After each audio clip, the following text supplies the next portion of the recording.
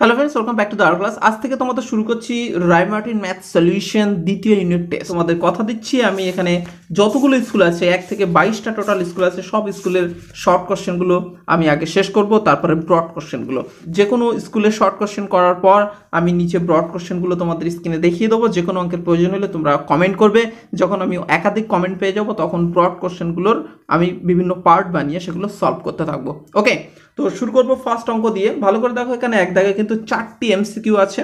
তো এমসিকিউগুলো জাস্ট উত্তর দরকার, কিভাবে আসলো দেখার দরকার নেই, আমি অল্প রাফ করে তোমাদের জাস্ট বুঝিয়ে দিচ্ছি। ওকে, তো ফার্স্ট কোশ্চেন যেটা বলছে, দেখো যে এক অসাধু ব্যবসায়ীর কিলোগ্রাম বাটখারাটির প্রকৃত ওজন 900 গ্রাম, অর্থাৎ 1 কেজি বাটখারা আছে 900 গ্রাম।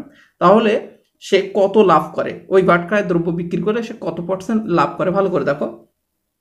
তো বাটখারাটি 1 কিগ্রা মানে বুঝতে পারছো, 1 কিগ্রা মানে কিন্তু 1000 গ্রামের বাটখারা। ওকে, তাহলে 1000 গ্রামের বাটখারা কিন্তু দিচ্ছে সে কত গ্রাম? 900 গ্রাম করে। তার বাটখারা একটু কম দিচ্ছে, 900 গ্রাম দিচ্ছে। তাহলে কতটা কম দিচ্ছে মাইনাস করলে বুঝতে পারবে, 100 গ্রাম কম দিচ্ছে। তাহলে শতকরা লাভ কত? শতকরা লাভ হচ্ছে, লাভ ক্ষতির যে আমি ভিডিও বানিয়ে রেখেছি সেখানে সূত্রগুলো সুন্দর করে দেওয়া আছে ফার্স্ট ভিডিওতে, তোমরা দেখে নিও। লাভ করছে সে 100 গ্রাম, তার বাটখারা আছে 900 গ্রামে, শতকরা সে কত লাভ করবে? শতকরা লাভ মানে 100% দিয়ে গুণ করতে হবে। তাহলে এটা দিয়ে এটা কেটে দিলে হচ্ছে 9, 9 দিয়ে 100কে ভাগ করতে হবে, তাহলে আসবে 9, 11, 99। তোমরা জানো 11 দিয়ে দিলে 99 হবে, মানে 1 বাড়তি থাকবে। তাহলে 11 পূর্ণ 1-এর 9% হচ্ছে সঠিক উত্তর। এই অঙ্কটা কিন্তু তোমরা ঐকিক নিয়মেও করতে পারো ঠিক এইভাবে, যে সে 900 গ্রামে ফাঁকি দিচ্ছে 100 গ্রাম, তাহলে 1 গ্রামে ফাঁকি দেবে 100 গ্রাম বাই 900 গ্রাম। আমাদের কি শতকরা চেয়েছে লাভ, তার মানে 100 দিয়ে গুণ করতে হবে এর সাথে। তো এর সাথে যখন তোমরা 100 দিয়ে গুণ করবে তোমাদের শতকরা লাভ বেরিয়ে আসবে, একই উত্তর হবে 11 পূর্ণ 1-এর 9%। ওকে, তো আমি চলে যাচ্ছি সেকেন্ড কোশ্চেনে। এবিসিডি ট্রাপিজিয়ামের এবি সাথে ডিসি সমান্তরাল, এবিটা 7 ডিসিটা 5, তার মানে বুঝতে পারছো এবি বড় ডিসি ছোট। যাই হোক, এডি ও বিসি এর মধ্যবিন্দু যথাক্রমে ইএফ, তাহলে ইএফ এর দৈর্ঘ্য কি হবে? খুব সহজ একটা question. A B C D একটি ট্রাপিজিয়াম, এবিটা হচ্ছে 7 সেন্টিমিটার আর ডিসিটা হচ্ছে 5 সেন্টিমিটার। ঠিক আছে, তাহলে এডির মধ্যবিন্দু ই আর বিসির মধ্যবিন্দু এফ। কোশ্চেন একটু ভুল ছিল, লেখা ছিল এসির মধ্যবিন্দু আর বিডির মধ্যবিন্দুটা ভুল আছে, তোমরা একটু ঠিক করে নিও। তো এই মধ্যবিন্দু দ্বয়ের যে সংযোজক রেখাংশ পেলাম ইএফ, তো ইএফ এর দৈর্ঘ্য কত হবে? সিম্পল একটা ট্রিক্স, তোমাদের সূত্র আছে EF is equal to half into এই যে সমান্তরাল বাহুদ্বয়ের যোগফল, অর্থাৎ AB plus DC, AB plus DC. তার মানে বুঝতে পারছো হাফ ইন্টু এবি আর ডিসি যোগ করলে কত হবে? 7 + 5 মানে হাফ ইন্টু 12, তার মানে আসবে 6 সেন্টিমিটার, অর্থাৎ 6 হবে সঠিক উত্তর। তারপর কোশ্চেন দেখো, বলছে একটি বিন্দু দিয়ে বলছে মূল বিন্দু থেকে এই বিন্দুটির দূরত্ব কত। এখন বিন্দুটা দেখে অনেকে ঘাবড়ে যাবে, দেখো ঘাবড়ানোর কিছু নেই। যে কোনো একটা বিন্দু তোমরা যদি সূত্রটা জানো, যে কোনো একটা বিন্দু, মনে করো এ বি একটি বিন্দু, এর মূল বিন্দু থেকে দূরত্ব কত? এর মূল বিন্দু থেকে দূরত্ব হবে √² প্লাস b²। তাহলে আমাদের যে বিন্দুটা দেয়া আছে তার মূল বিন্দু থেকে দূরত্ব হবে প্রথমটার স্কোয়ার যোগ দ্বিতীয় সংখ্যাটার স্কোয়ার। তো প্রথম সংখ্যাটা দেখো 2t 1 + t², 2t by 1 + t², আর দ্বিতীয় যে সংখ্যাটা আছে b, যেটাকে বলছি আমি 1 - t², 1 + t², 1 - t², 1 + t²। তো এটা ক্যালকুলেশন করলে আমাদের উত্তর চলে আসবে। তো সিম্পলি এটা আমরা ক্যালকুলেশন করতে পারি, দেখে নাও। আমরা প্রথমে উপরেরটা করব কি 2tর হোল স্কোয়ার, আর নিচেরটা 1 + t² এর হোল স্কোয়ার। আবার উপরেরটা করব 1 - t² এর হোল স্কোয়ার, আর নিচেরটা 1 + t² এর হোল স্কোয়ার। তাহলে ভালো করে দেখো, নিচে কিন্তু সেম জিনিস পেলাম, সুতরাং আমাদের লসাগু করতে সুবিধা হবে। তাহলে 1 + t² হচ্ছে নিচের লসাগু, তাই না? 1 + t² এর স্কোয়ার, এটা হচ্ছে নিচের লসাগু। তাহলে উপরে যেটা আছে ওগুলো বসে যাবে। উপরে কি আছে দেখে নাও, এটার স্কোয়ার করলে কি হবে বলো? 4t², 2t এর হোল স্কোয়ার মানে 4t² প্লাস এটার হোল স্কোয়ার করলে কি হবে? a² - 2ab প্লাস b² মানে কি t² এর স্কোয়ার মানে t4 হবে না? তাহলে আমরা উপরে কি পাচ্ছি? উপরে পাচ্ছি দেখো 1 -4t² থেকে -2t² করলে কত হবে? +2t² থাকবে না, 4টে থেকে 2টো বাদ দিলাম, প্লাস t4। আর দাগের নিচে a + b এর হোল স্কোয়ার ভাঙিয়ে দাও, তাহলে কি হবে? a² মানে 1 প্লাস 2ab করলে হবে 2t² প্লাস বি স্কোয়ার করলে হবে কত T4। তাহলে আমরা দেখতে পাচ্ছি ওপর নিচে কেটে গিয়ে √1 মানে 1, অর্থাৎ সঠিক উত্তর হবে 1। নেক্সট কোশ্চেনে চলে এসো।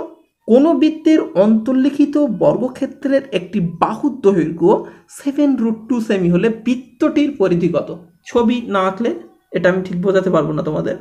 কোনো একটা বৃত্ত আমি প্রথমে অঙ্কন করলাম, এই বৃত্তের অন্তর্লিখিত একটা বর্গক্ষেত্র, অর্থাৎ এর ভিতরে, অন্তর্লিখিত বললে ভিতরে আর পরিলিখিত বললে বাইরে দেবে, ঠিক আছে। এর ভিতরে একটা বর্গক্ষেত্র নিলাম, যে বর্গক্ষেত্রের প্রতিটি বাহুর দৈর্ঘ্য 7√2 সেমি, তাহলে এই বৃত্তটির পরিধি কত? তো তোমরা জানো পরিধির সূত্র হচ্ছে 2πr, বৃত্তের পরিধির সূত্র। তাহলে 2 মানে 2, পাই মানে তোমরা জানো 22/7, আর অর্থাৎ এই বৃত্তের ব্যাসার্ধ পেলে হয়ে যাবে।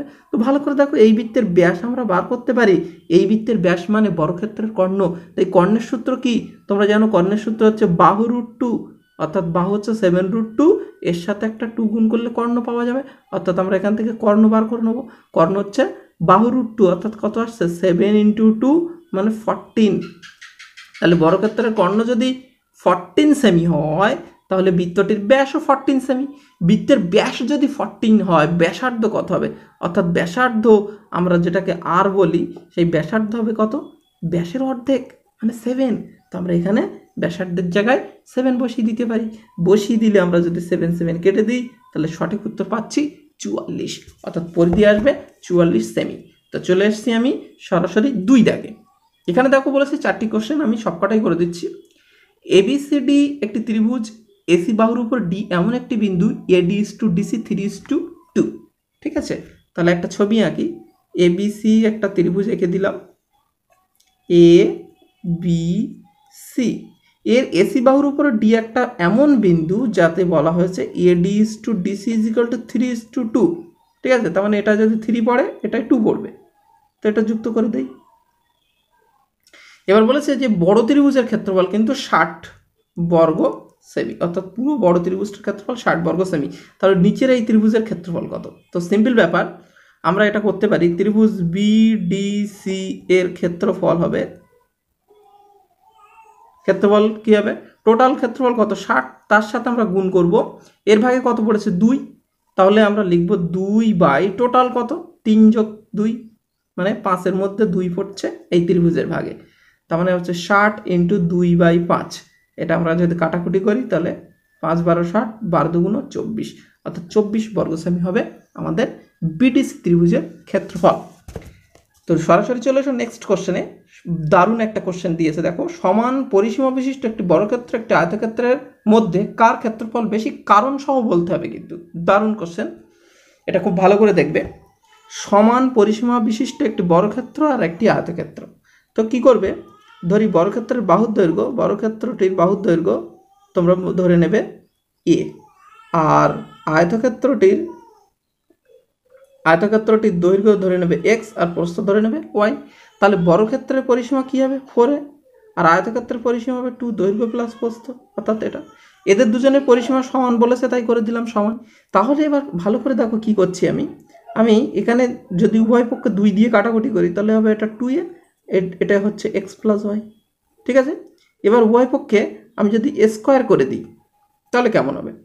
এটা হবে 4a², আর এটা কি হবে? x + y এর হোল স্কোয়ার। উভয় দিকে স্কোয়ার করে দিলাম, তাহলে এটা আসছে 4a²। আর এটা কি হচ্ছে দেখো, এটা আমি এমনভাবে একটা সূত্রে প্রয়োগ করব যাতে 4 আসে। তো 4-এর সূত্রে ভাঙাতে হবে এটা। তাহলে x - y এর হোল স্কোয়ার প্লাস 4xy, দেখো 4 চলে আসছে 4। এবার ভালো করে দেখো, 4a²টা এটা তো একটা হোল স্কোয়ার জিনিস, আর একটা হোল স্কোয়ার জিনিস মানে পজিটিভ জিনিস। একটা পজিটিভ জিনিস অর্থাৎ ধনাত্মক জিনিস, এটা যদি আমরা বাদ দিই তাহলে এই সাইডটা বড় হয়ে যাবে, গ্রেটার হয়ে যাবে 4xy।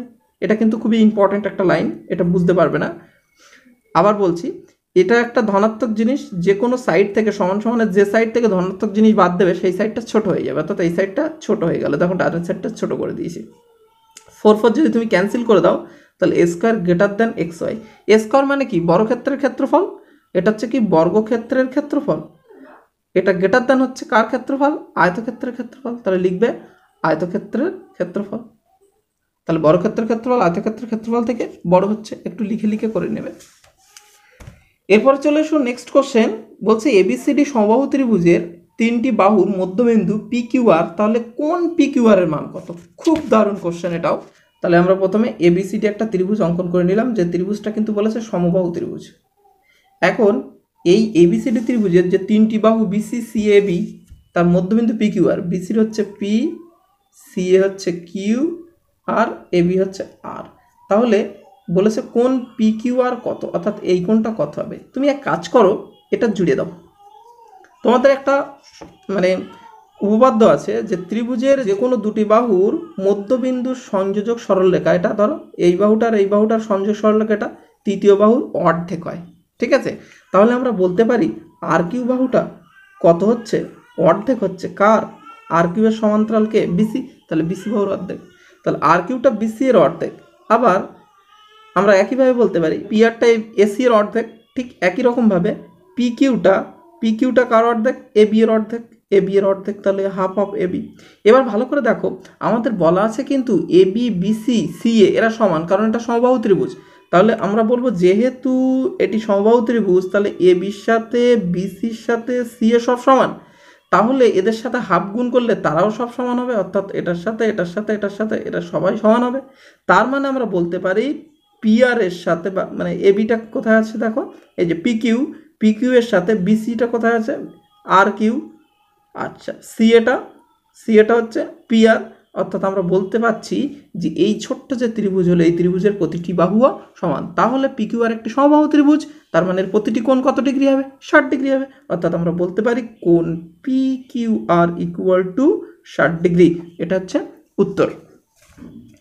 তারপর দেখো বলছে যে ওয়াই অক্ষকে প্রতিফলক তল ধরলে -2, 3 বিন্দুটির প্রতিবিম্ব কোথায় হবে। ওয়াই অক্ষ প্রতিফলক তল, তাহলে কেমন হবে ছবিটা, এখানে ওয়াই অক্ষকে প্রতিফলক তল হবে, অর্থাৎ এটাকে একটা মিরর বা আয়না কল্পনা করতে হবে। একটা বিন্দু দিয়েছে -2, 3, অর্থাৎ বাম দিকে 2 ঘর, উপরে 3 ঘর, -2, 3, মনে করছে বিন্দুটা হচ্ছে পি বিন্দুর স্থানাঙ্ক হচ্ছে -2, 3। তাহলে এর প্রতিবিম্ব কোথায় হবে, অর্থাৎ এর ছবি বা ছায়া কোথায় পড়বে, এই দিকে পড়বে। তো সেই বিন্দুটা মনে করছি আমরা কিউ এর স্থানাঙ্ক আমাদের বার করতে হবে, এটা হচ্ছে কোশ্চেন। তাহলে আমরা বলবো যে পি বিন্দুর ভুজ কত, পি বিন্দুর ভুজ হচ্ছে কত, ভুজ হচ্ছে প্রথমে যে থাকে অর্থাৎ -2, আর কোটিটা কত, পি বিন্দুর কোটিটা হচ্ছে কত, 3, ঠিক আছে। তাহলে প্রতিবিম্ব মানে বুঝতে পারছো, প্রতিবিম্ব মানে কি, কিউ বিন্দুর ভুজ কত হবে, কিউ বিন্দুর ভুজটা হবে ঠিক ভুজের সাইন চেঞ্জ হয়ে যাবে, অর্থাৎ -2টা হয়ে যাবে +2, আর কোটিটা একই থাকবে। ওয়াই অক্ষকে প্রতিফলক তল ধরতে বলেছে, তাহলে কোটিটা ফিক্সড থাকবে, কোটি 3 থাকবে, আর ভুজটা কি হবে, মাইনাস থাকলে প্লাস হয়ে যাবে, প্লাস থাকলে মাইনাস হয়ে যাবে। অতএব আমরা বলতে পারি প্রতিবিম্ব বা কিউ বিন্দুর স্থানাঙ্ক অর্থাৎ প্রতিবিম্বর স্থানাঙ্ক হবে 2,3, এটা হবে উত্তর 2,3। তারপর কোশ্চেনটা দেখো কি বলছে, যেখানে একটা ছক দিয়ে বলছে শেষ শ্রেণীর পরিসংখ্যা আপেক্ষিক পরিসংখ্যা কত। তো শেষ শ্রেণীর পরিসংখ্যা কত দেখে নেবে 18। তো আপেক্ষিক পরিসংখ্যা বার করতে হবে কি হবে, মোট পরিসংখ্যা করে সেই যে শ্রেণীর বলবে তাকে মোট পরিসংখ্যা দিয়ে ভাগ করতে হবে। তাহলে তোমরা এক কাজ করবে, প্রথমে বলবে মোট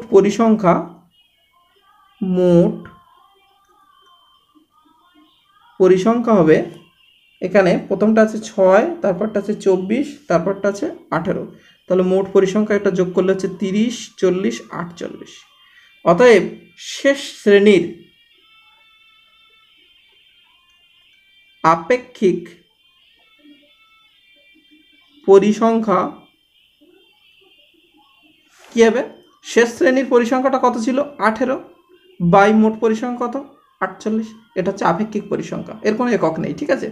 তো এটা কাটাকুটি করবে, প্রথমে 2 দিয়ে কেটে ছোটো করে নাও, 9, এটা 2 দিয়ে কাটলে 24, এবার 3 দিয়ে কাটলে 3 3 9, 3 দিয়ে কাটলে 3 8 24, তার মানে আসছে উত্তর 3/8, এটা হচ্ছে শেষ শ্রেণীর আপেক্ষিক পরিসংখ্যা।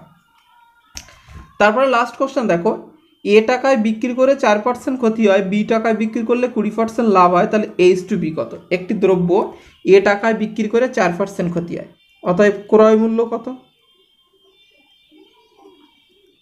তাহলে A × 100 এটা হচ্ছে 96। আবার বলেছে বি টাকায় বিক্রি করলে লাভ হয় 8%, অতএব সেক্ষেত্রে ক্রয় মূল্য কি দাঁড়াচ্ছে? সেক্ষেত্রে ক্রয় মূল্য হচ্ছে বি ইন্টু 100 উপরে উঠবে আর 100 প্লাস 8 নিচে নামবে।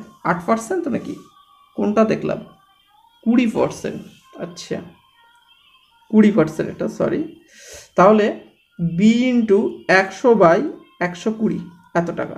তাহলে এখানেও ক্রয় মূল্য পেয়েছি, এখানেও ক্রয় মূল্য পেয়েছি, এই দুটো সমান করে দেবো। তাহলে এখান থেকে আমরা লিখতে পারি যে A by B is equal to 100/120 into, এটা উল্টে গিয়ে গুণ হবে 96/100, 100 সঙ্গে এটা 24 দিয়ে কাটলে হবে 4, এটা 24 দিয়ে কাটলে হবে 5, তাহলে 4/5, অর্থাৎ A is to B equal to 4:5। Okay, তাহলে কমপ্লিট হয়ে গেল। এবার দেখে নাও এই পেজের বাকি অঙ্কগুলো। এই বাকি অঙ্কগুলোর মধ্যে যে কোনো অঙ্ক যদি বেঁধে থাকে বা সমস্যা থাকে তাহলে অবশ্যই তোমরা কমেন্ট করবে। সেকেন্ড পেজেরটা দেখে নাও, সেকেন্ড পেজে আছে এই অঙ্কগুলো। যে কোনো অঙ্কের প্রয়োজন হলে তোমরা অবশ্যই কমেন্ট করবে। ওকে, থ্যাংক ইউ ফর ওয়াচিং।